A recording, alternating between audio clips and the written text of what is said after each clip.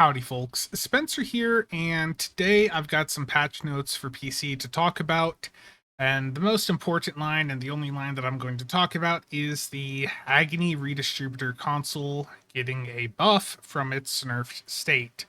So, a couple weeks ago, as many of you know, they nerfed the Agony Redistributor Console.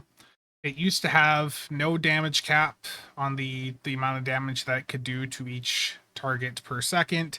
And then a couple weeks ago, they put a damage cap in there of 2,000. And that was brutal. I've got a spreadsheet here to look at the numbers, and before the nerf, the Agony console had no cap. It would scale up and do as much damage to the secondary targets as it could based on your single target damage potential against the target you marked the console on. So the console was extremely powerful before the nerf. It was very common to see high-end runs where the DPS player using the console would get 20 to 30 million plus damage from the Agony Redistributor. Just a quick note, it would show up on the parsers as whatever you used the console on. So in this run, it was used on Attack Cube, so it shows up as Attack Cube in the parse. So in this 2.78 million DPS run that I did a couple months ago, the Agony Redistributor did 20 million damage, leading to a total DPS from the console of 463k.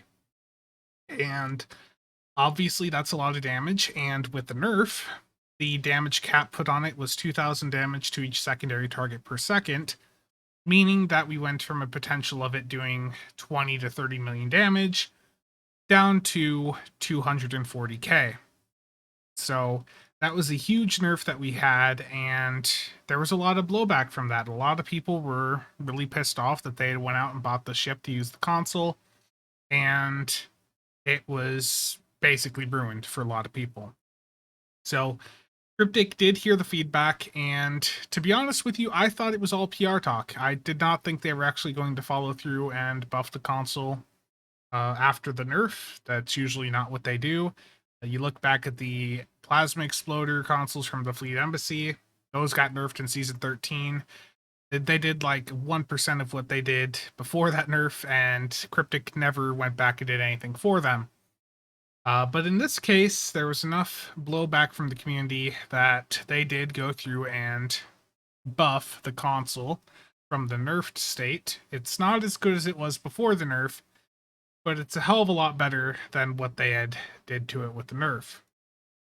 So going back to the patch notes here, they have increased the damage cap to each secondary target per second from 2,000 to 17,500. What that means is that the total damage potential from the Agony Redistributor is now 2.1 million damage per activation, and that is before debuffs come into play. So, you know, if we look at it from the perspective of how much DPS it would do in a 60-second run, the nerf state, if you maximize the damage from it, would only give you 4,000 DPS, which is nothing in the current state of the game. After this buff, it will be able to do 35,000 damage. And that is before resistances and debuffs are factored in. So I think that this state is a good middle ground. It's not as good of a console as it was before the nerf. You know, there's no doubt about that. This is still like a 90% reduction from what it was doing at a high level before the original nerf. But I think this is more reasonable and brings it much closer in line to what type of damage you would see from other consoles. I know some people are still not going to be happy with this, but to me, I think this is an acceptable fix. I had posted some tweets on Twitter actually talking for a change like this to be done back in early September. The suggestion I did was for 25k damage, for a cap of 25k damage per target per second, but they didn't quite go with that. But 17.5k is still a hell of a lot better, and will make this console usable for many of you again. So, you know, I'm glad to see that they have went through and addressed this issue.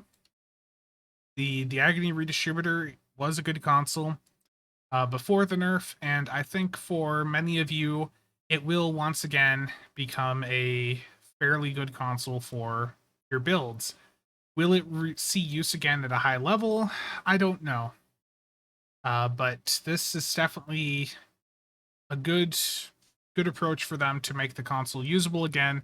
And I am glad that they have actually listened to the community and went back and, made the console at least somewhat usable again compared to their usual approach, which is just nerf it into the ground and then never touch it again. But that is going to be it for this video. I just want to get that quick update in.